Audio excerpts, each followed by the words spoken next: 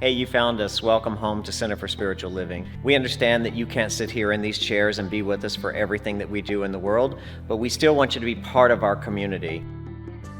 I want you to know that you're making a difference. With every challenge you meet, with every thought that you change, you contribute to the value of life on this planet. You're part of this higher vision. Click the Contribute button today and continue being the difference. And remember, what you give here, what you give to others, returns right back to your life, multiplied abundantly.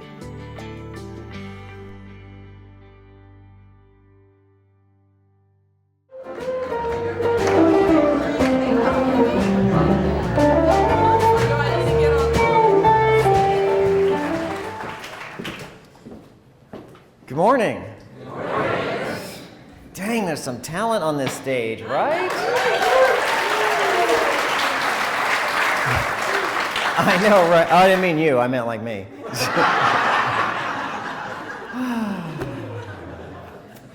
So in the Life Purpose program that's going on this weekend at CSL, I created a short list called Born to be Mild. And it's for people who are remarkably dull and average. Or if it's your goal to be so, then check this out, Born to be Mild. There are 3 things that you can do to live safely inside your comfort zone. To be the go-along person. You know, the one who goes along, the one who goes through life as Mr. Cellophane, completely unnoticed and mild-mannered. Okay, so here's the short list, just in case you want to be one of them. Think about writing a book. You've thought about writing a book. Think about traveling to some exotic other place, some other country in the world, or maybe even starting your own business. Think about it, but don't do it. Do not do it. Dream your dreams, but let them really just be fantasies, you know, that you never really fulfill. Don't take one step toward them. Stay inside the safety zone of your own small thinking where you absolutely never ever have to be challenged. Stay there. Don't wander out. Because at the perimeter of your comfort zone, do you realize this, is a wall named fear. And that is a barrier created to keep the mild inside and prevent them from dreaming too big. So if you want to be incredibly dull and boring and average, do that one thing, and then do this. Get the highest mortgage that you can qualify for. The highest one. And sit at a desk for 40 hours a week for 30 years and pay it off. Yeah. Be a good little consumer. Buy lots of stuff. Get a storage unit. Put lots of stuff in it. Consume a lot of stuff. Put it all on credit cards. Don't pay for it. We want the banks to get rich. We want the corporations to thrive. Keep your nose to the grind and do not look up. The top 1% who hold the majority of wealth in the world want you to stay right where you are, maintaining the status quo. New York real estate mogul Leona Helmsley. Remember her?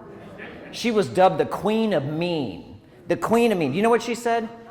We don't pay taxes. Only the little people pay taxes. So make sure you pay your taxes. And last but certainly not least, if you are born to be mild, number 3 is this. Don't question authority, ever, especially me. So what everyone tells you to do, accept it, all right? So if the doctor says, if she says, look, you have a 10% chance of living, then get ready to die because you know you're going to be in the 90% who do. Accept the authority, do not question. If the church tells you that it is a sin to dance or to drink, do not question it, or else you'll go to hell. If the politicians tell you that we are absolutely justified in going to war, believe them.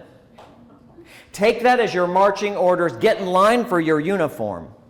Accept whatever comes along and be completely satisfied, never, ever, ever questioning it. Do not question authority.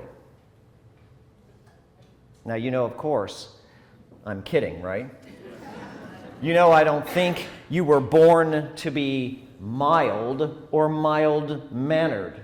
I don't believe that the universe went to all the trouble to create and manifest its own individual idea, to organize and structure your deoxyribonucleic acid that assumes and forms your body, to breathe life into your soul for you to be dull and average. In fact, I believe just the opposite. I think there's something really kind of amazing about you. I don't know if anyone's told you that, but I really believe it. I think there's something really amazing about you. I don't think you're alive at this time in history by mistake. I don't think it's an error that you're here. I think there's a soul's destiny, actually. There's something that you are here to do or be in the world that is unique and different from what anybody else has ever done or been in the world.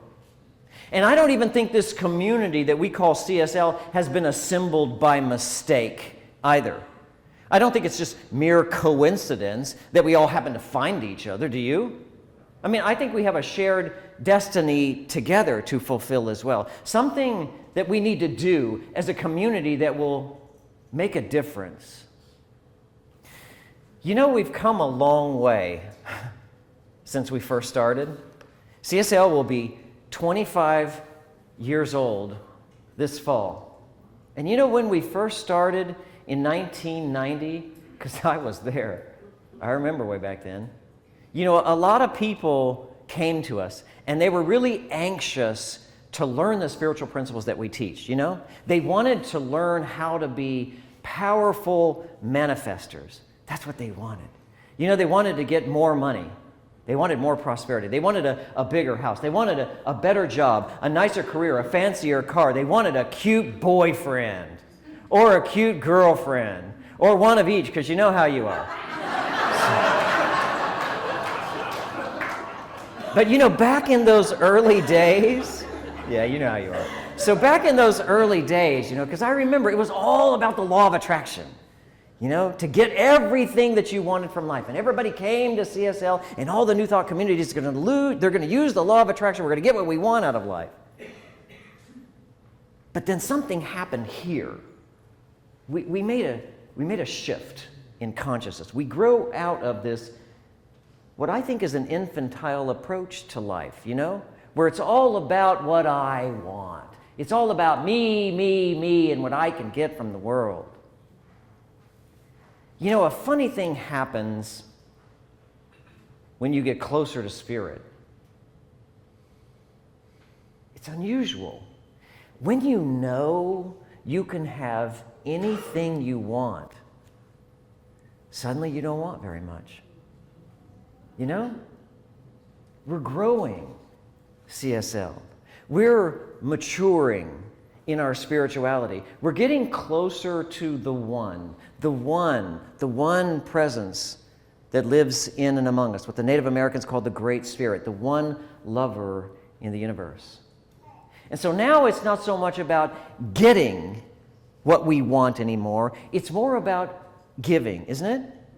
So instead of looking to take something from life to get what we want, we're asking ourselves more spiritually mature questions. Questions like, what do I have to give that will really make a difference? How can I make an impact on this world? What can I do that would leave it better than I found it? What wrong in the world can I right? You know, it's been said that we find our true destiny, the thing we're supposed to do and be in the world, that true destiny. We find it in life at the intersection of what God made us to be and what the world is in desperate need of. It's at the crossroads of your passion and the world's need. That's where you can make the greatest impact in this life. Now, I don't know about you, but I want to do that. I really, really want to do that. That's why I founded CSL in 1990. I want to know that because I lived, something got better. I need to know that because I was here, somebody's life improved. I need to know that I made a difference, that the world was better because I was born. And I'm not an inventor, you know?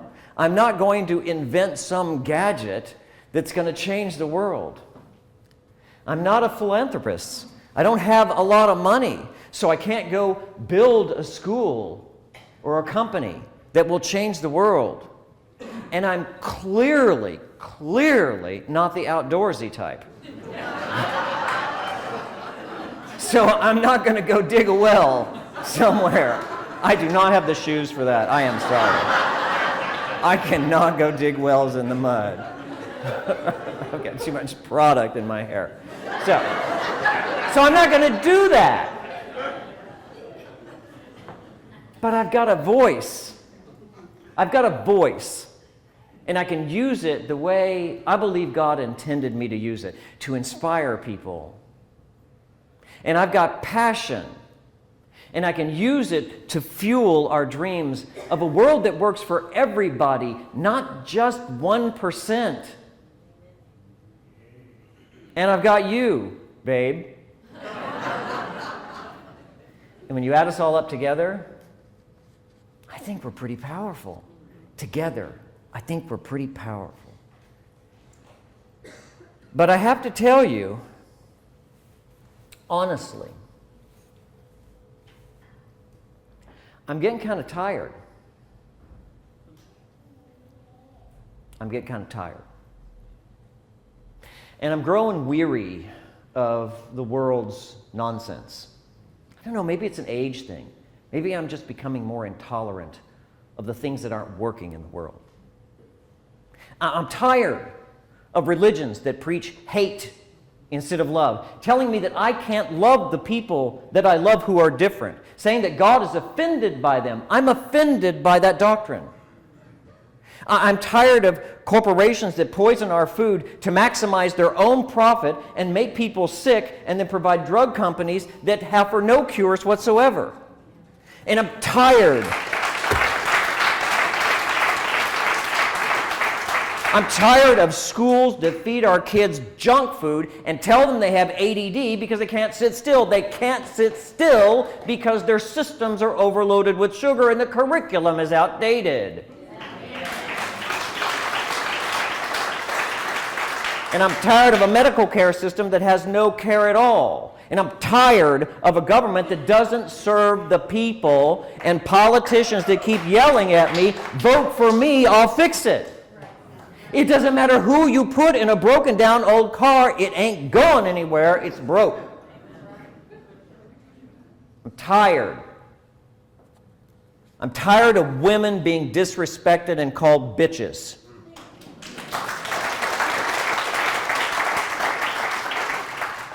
Women are your mothers. Yes. Women are your sisters. They deserve to be treated with respect, people. Come on. The power of the feminine is what's going to heal our world. I'm tired. I'm tired of our planet being treated like a garbage dump, and people who have their heads in the sand about all that, how Mother Earth is hurting and wounded. And I'm tired of seeing young black men gunned down in the streets and a justice system that offers them no justice at all. I'm tired.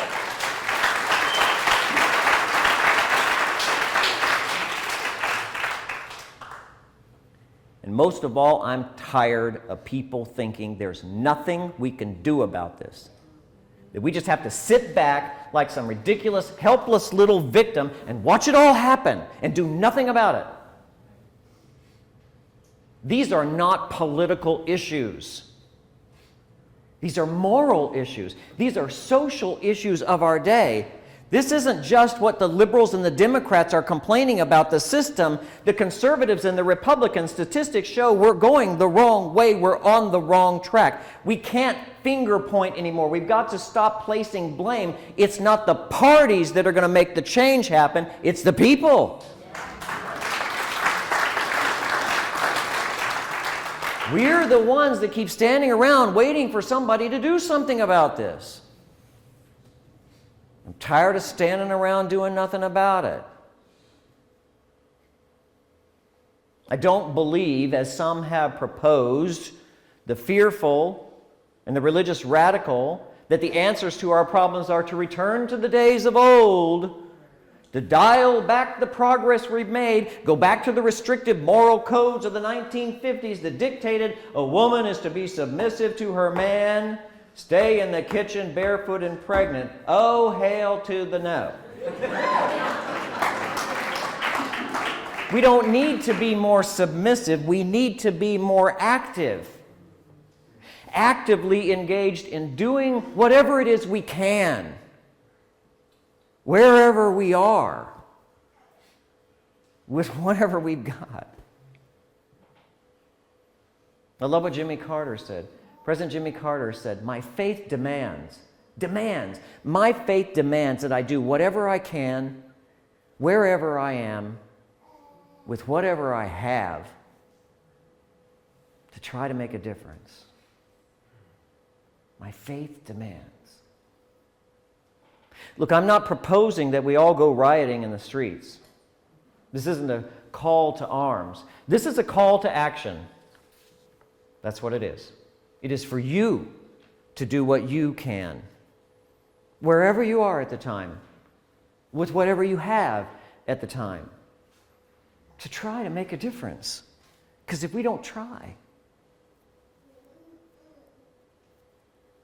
I don't know what your passion is. You know, I don't know what speaks to your soul, to your heart. But whatever it is, I invite you to stand up for it. You know, to be the voice of change, to be the one that sits in the system and say, this is not acceptable anymore. But I don't just mean to stand up and complain and be a whiner. Be prepared to pitch in, because we don't need more people complaining. We need more people willing to do something about it, something positive. And please know that you are not alone in this. You will no longer be a lone ranger in changing this world, in doing what you can. We're not going to allow that anymore, because we're going to help you. This week, CSL launches its new Manifesto for Change. In case you didn't know, a manifesto is a statement of who you are and what you stand for. It is a document of non-negotiables. And it's not just pretty words written down on paper. A manifesto has the power to change the entire planet. Let me give you an example. You know, we Americans are very courageous. Our history is filled with all kinds of bold action, ideas that change the entire world. Just because a few people stood up a few centuries ago and said, we hold these truths to be self-evident. Freedom was born on a continent and a new nation was conceived. There is nothing more powerful than an idea whose time has come. And the time has come for this spiritual community to put our non-negotiables together in one bold statement. So here it is. The CSL Manifesto says, there is purpose and meaning to my life.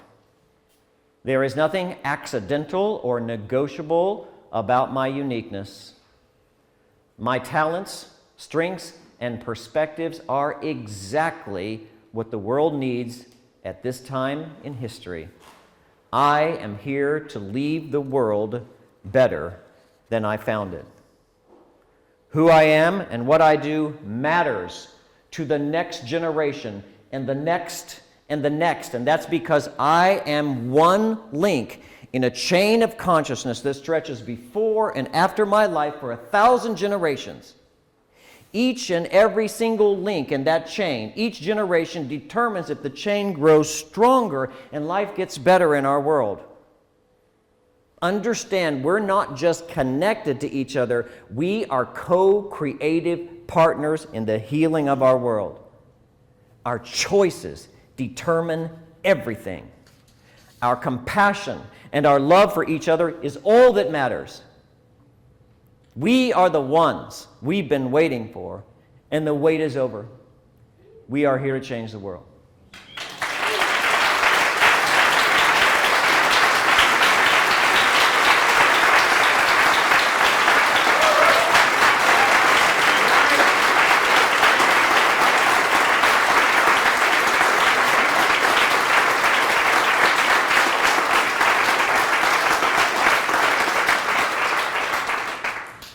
I'm glad you like it.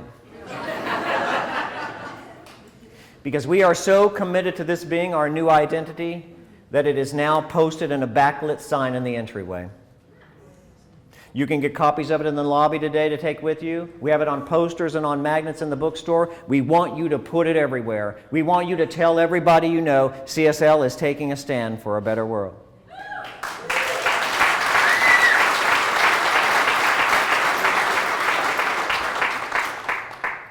And so now the question is how?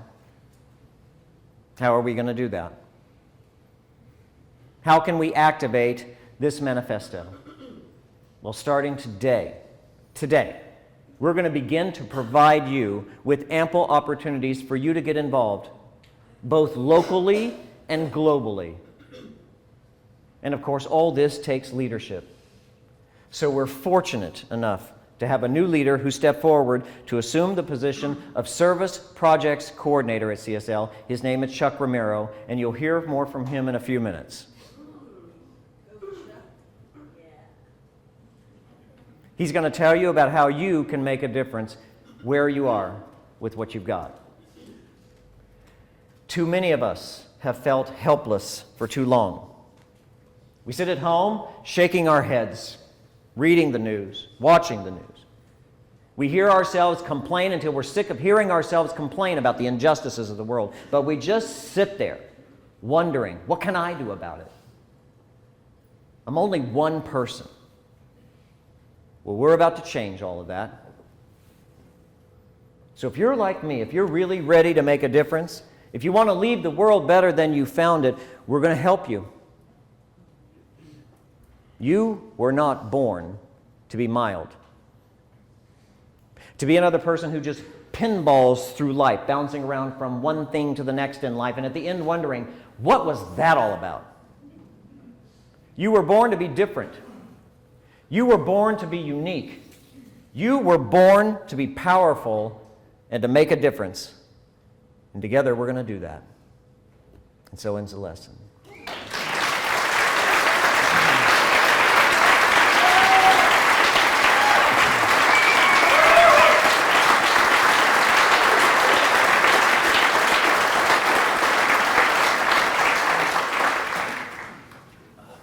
It's nice to know we're all on the same page. CSL gives to you each week an affirmation that holds this truth in your heart for you to remember it. We build our prayer around it this morning. Will you say it with me aloud? I have the power to change the world by taking action today. Close our eyes and go into prayer.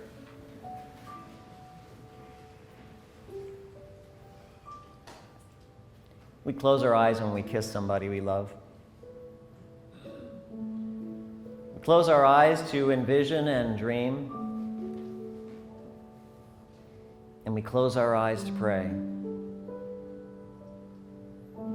Because anything we need to know is not out there on the outside, it's in here, in our hearts.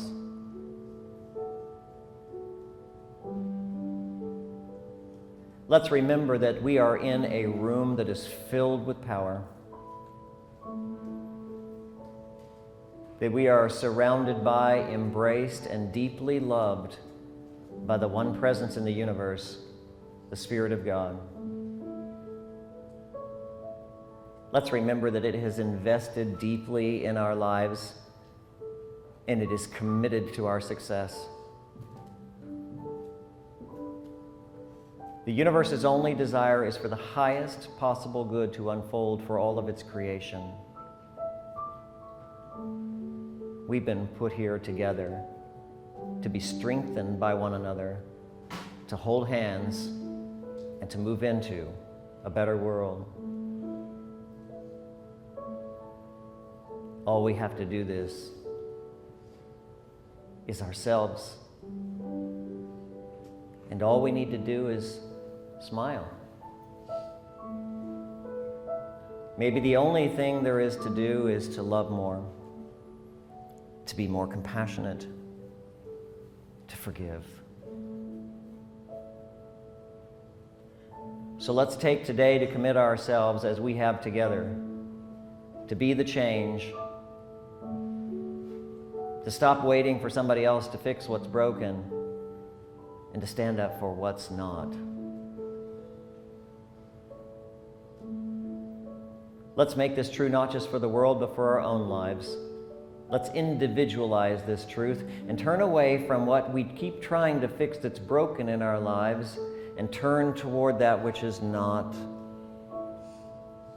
The Spirit, the power, the essence of a perfect life that lives inside of us. It will overcome and override all challenge, all error. In its presence, we are loved, we are blessed, and we are grateful. And so it is.